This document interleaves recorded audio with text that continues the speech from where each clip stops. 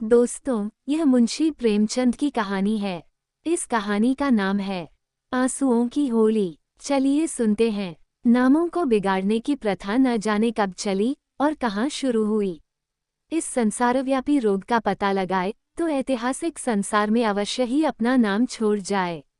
पंडित जी का नाम तो श्रीविलास था, पर मित्र लोग सिलबिल कहा करते थे। नामों का असर चरित्रा पर कुछ न कुछ पड़ जाता है। बेचारे सिलबिल सचमुच ही सिलबिल थे। दफ्तर जा रहे हैं, मगर पाजामे का इजारबंद नीचे लटक रहा है। सिर पर फेल्ट कैप है, पर लंबी सी चुटिया पीछे झांक रही है। अचकन यूं बहुत सुंदर है। न जाने उन्हें त्योहारों से क्या चिढ़ थी। दिवाली गुजर जाती पर वह भलामानस कौड़ी हाथ में न लेता, और होली का दिन तो उनकी भीषण परीक्षा का दिन था। 3 दिन वह घर से बाहर न निकलते। घर पर भी काले कपड़े पहने बैठे रहते थे। यार लोग टोह में रहते थे कि कहीं बचा फंस जाए, मगर घर में घुसकर तो फौजदारी नहीं की जाती। एक आधा बार फंसे भी, मगर घिघिया पुदिया कर बेदाग निकल गए। लेकिन अब की समस्या बहुत कठिन हो गई थी। शास्त्रों के अनुसार हम वर्ष तक ब्रह्मचर्य का पालन करने के बाद उन्होंने विवाह किया था।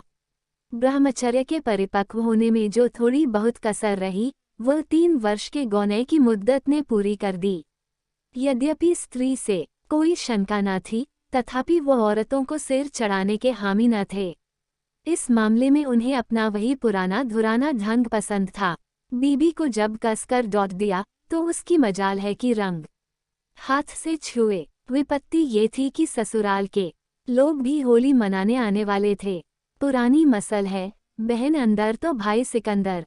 इन सिकंदरों के आक्रमण से बचने का उन्हें कोई उपाय न सूझता था।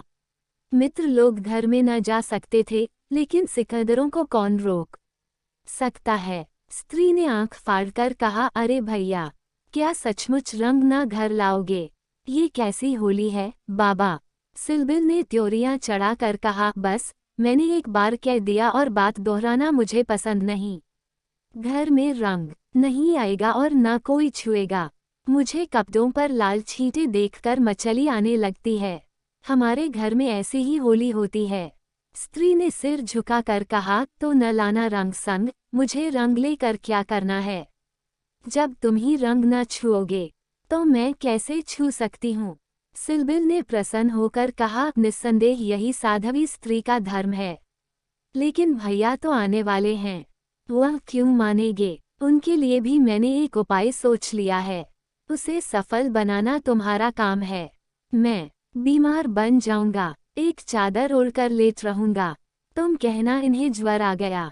बस चलो, छुट्टी हुई। स्त्री ने आंख नचाकर कहा, अनौज, कैसी बातें मुंह से निकालते हो? ज्वर जाए मुद्दई के घर, यहाँ आए तो मुंह झुलस दून निगुड़े का। तो फिर दूसरा उपाय ही क्या है? तुम ऊपर वाली छोटी कोठरी में छिप रहना, मैं कह दूंगी, उन्होंने जुलाब लिया है।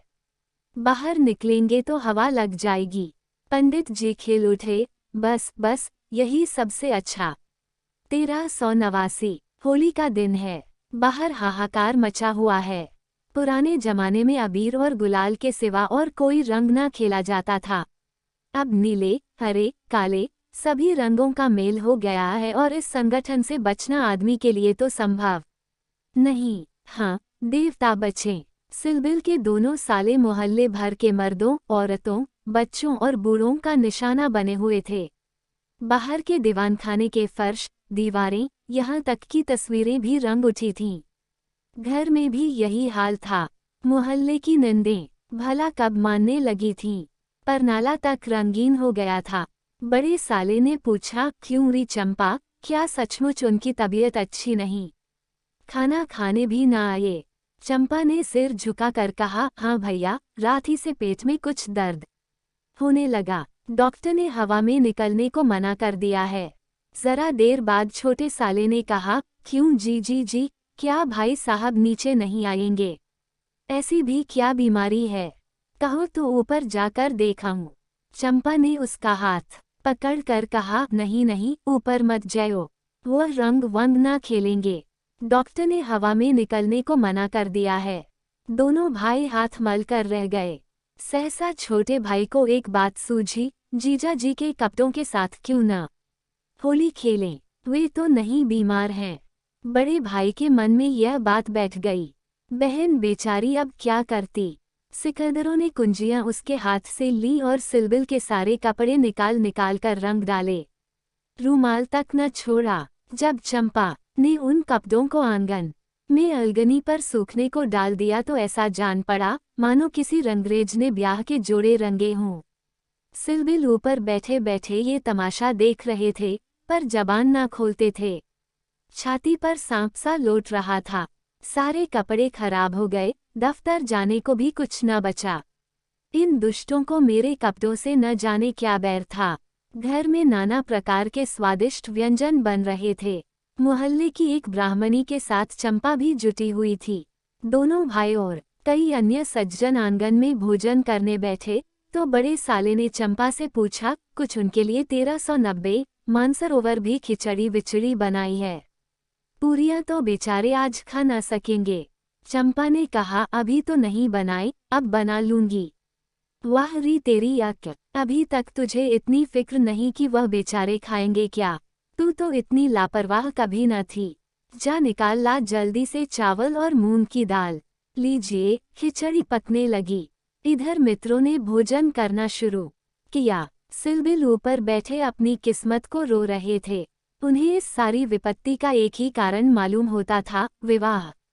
चंपा न आती तो ये साले क्यों आते, कपड़े क्यों खराब होते, होली के दिन मूंग की खिचड़ी क्यों खाने को मिलती। मगर अब पछताने से क्या होता है। जितनी देर में लोगों ने भोजन किया उतनी देर में खिचड़ी तैयार हो गई। बड़े साले ने खुद चंपा को ऊपर भेजा कि खिचड़ी की थाली ऊपर दे आए। सिलबिल ने थाली की ओर कुपित नेत्रों से देखकर कहा, इसे मेरे सामने से हटा ले जाओ। क्या आज उपवास ही करोगे? तुम्हारी यही इच्छा है तो यही सही। मैंने क्या किया, सवेरे से जुटी हुई हूँ। भैया ने खुद खिचड़ी डलवाई और मुझे यहाँ भेजा। हाँ, वो तो मैं देख रहा हूँ कि मैं घर का स्वामी नहीं। सिकंदरों ने उस पर कब्जा जमा लिया है, मगर मैं यह नहीं मान सकता कि तुम चाहती तो और लोगों के पहले ही मेरे पास थाली न पहुँच जाती। मैं इसे पतिव्रत धर्म के विरुद्ध समझता हूँ, और क्या कहूँ। तुम तो देख रहे थे कि दोनों जने मेरे सिर पर सवार थे। अच्छी दिल लगी है कि और लोग तो समोसे और खस्ते उड़ाएं और मुझे मूंग की खिचड़ी दी जाए। वाह रे नसीब, तुम इसे 2-4 कौर खा लो, मुझे ज्यों ही अवसर मिलेगा दूसरी थाली लाऊंगी। सारे कपड़े रंगवा डाले, दफ्तर कैसे जाऊंगा। ये दिल लगी मुझे जरा भी नहीं भाती। मैं इसे बदमाशी कहता हूँ। तुमने संदूक की कुंजी क्यों दे दी? क्या मैं इतना पूछ सकता हूँ? 1391 जबरदस्ती छीन ली। तुमने सुना नहीं, करती क्या? अच्छा, जो हुआ सो हुआ, ये थाली ले जाओ। धर्म समझना तो दूसरी थाली लाना, नहीं तो आज व्रत ही सही। एकाएक पैरों की आहट पाकर सिलबिल ने सामने देखा तो दोनों साले आ रहे हैं। उन्हें देखते ही बेचारे ने मुंह बना लिया, चादर से शरीर ढांक लिया और कराहने लगे। बड़े साले ने कहा, कहिए कैसी तबीयत है, थोड़ी सी खिचड़ी खा लीजिए। सिलबिल ने मुंह बनाकर कहा, अभी तो कुछ खाने की इच्छा नहीं है। नहीं, उपवास करना तो हानिकर होगा, खिचड़ी खा लीजिए। बेचारे सिलबिल ने मन में इन दोनों शैतानों को खूब कोसा और विष की भांति खिचड़ी कंठ के नीचे उतारी। आज होली के दिन खिचड़ी ही भाग्य में लिखी थी। जब तक सारी खिचड़ी समाप्त न हो गई, दोनों वहां डटे रहे मानो जेल के अधिकारी किसी अनशन व्रतधारी कैदी को भोजन करा रहे हों। बेचारे को ठूस ठूस कर खिचड़ी खानी पड़ी। पकवानों के लिए गुंजाइश ही न रही। 10 बजे रात को चंपा उत्तम पदार्थों का थाल लिए पतिदेव के पास पहुंची। महाशय मन ही मन झुंझला रहे थे। भाइयों के सामने मेरी परवाह कौन करता है। न जाने कहाँ से दोनों शैतान फट पड़े। दिन भर उपवास कराया और अभी तक भोजन का कहीं पता नहीं। बारे चंपा को थाल लाते देखकर कुछ अग्नि शांत हुई। बोले, अब तो बहुत सबेरा है, 1-2 घंटे बाद क्यों न आई। चंपा ने सामने थाली रखकर कहा, तुम तो न हारी ही मानते हो, न जीती। अब आखिर ये 2 मेहमान आए हुए हैं, इनकी सेवा सत्कार न करूं तो भी तो काम नहीं चलता। तुम्ही को बुरा लगेगा। कौन रोज आएंगे? ईश्वर न करे कि रोज आएं। यहाँ तो एक ही दिन में बधिया बैठ गई। थाल की सुगंध में तरबतर चीजें देखकर सहसा पंडित जी के मुखारविंद मानसरोवर पर मुस्कान की लाली दौड़ गई। एक एक चीज खाते थे और चंपा को सराहते थे। सच कहता हूँ चंपा, मैंने ऐसी चीजें कभी नहीं खाई थीं। हलवाई साला क्या बनाएगा? जी चाहता है कुछ इनाम दूं। तुम मुझे बना रहे हो? क्या करूं, जैसा बनाना आता है बना लाए। नहीं जी, सच कह रहा हूँ। मेरी तो आत्मा तक तृप्त हो गई। आज मुझे ज्ञात हुआ कि भोजन का संबंध उदर से इतना नहीं जितना आत्मा से है। बतलाओ क्या इनाम दूं? जो मांगूं वो दोगे? दूंगा, जनेऊ की कसम खाकर कहता हूँ। न दो तो मेरी बात जाए। कहता हूँ भाई, अब कैसे कहूँ? क्या लिखा पढ़ी कर दूं? अच्छा तो मांगती हूँ, मुझे अपने साथ होली खेलने दो। पंडित जी का रंग उड़ गया। आंखें फाड़कर बोले होली खेलने दूं?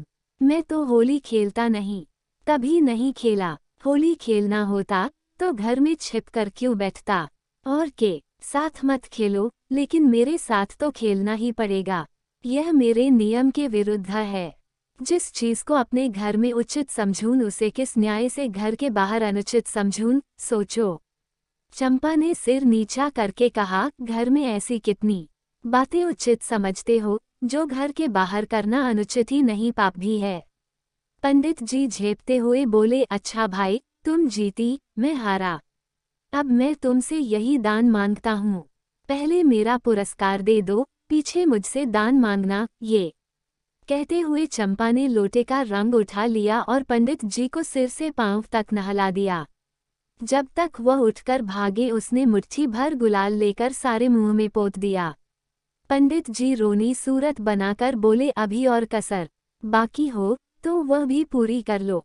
मैं जानता था कि तुम मेरी आस्तीन का सांप बनोगी, अब और कुछ रंग बाकी नहीं रहा। चंपा ने पति के मुख की ओर देखा तो उस पर मनोवेदना का गहरा रंग झलक रहा था। पछताकर बोली, क्या तुम सचमुच बुरा मान गए हो? मैं तो समझती थी कि तुम केवल मुझे चिढ़ा रहे हो। श्रीविलास ने कांपते हुए स्वर में कहा, नहीं चंपा, मुझे बुरा नहीं लगा। हाँ, तुमने मुझे उस कर्तव्य की याद दिला दी जो मैं अपनी कायरता के कारण भूला बैठा था। वह सामने जो चित्र देख रही हो मेरे परम मित्र मनहर नाथ का है, जो अब संसार में नहीं है। तुमसे क्या कहूँ, कितना सरस, कितना भावुक, कितना साहसी आदमी था। देश की दशा देख देख कर उसका खून जलता रहता था। हम भी कोई उम्र होती है, पर वो उसी उम्र में अपने जीवन का मार्ग निश्चित कर चुका था। सेवा करने का अवसर पाकर वह इस तरह उसे पकड़ता था मानो संपत्ति हो। जन्म का विरागी था, वासना तो उसे छू ही न गई थी।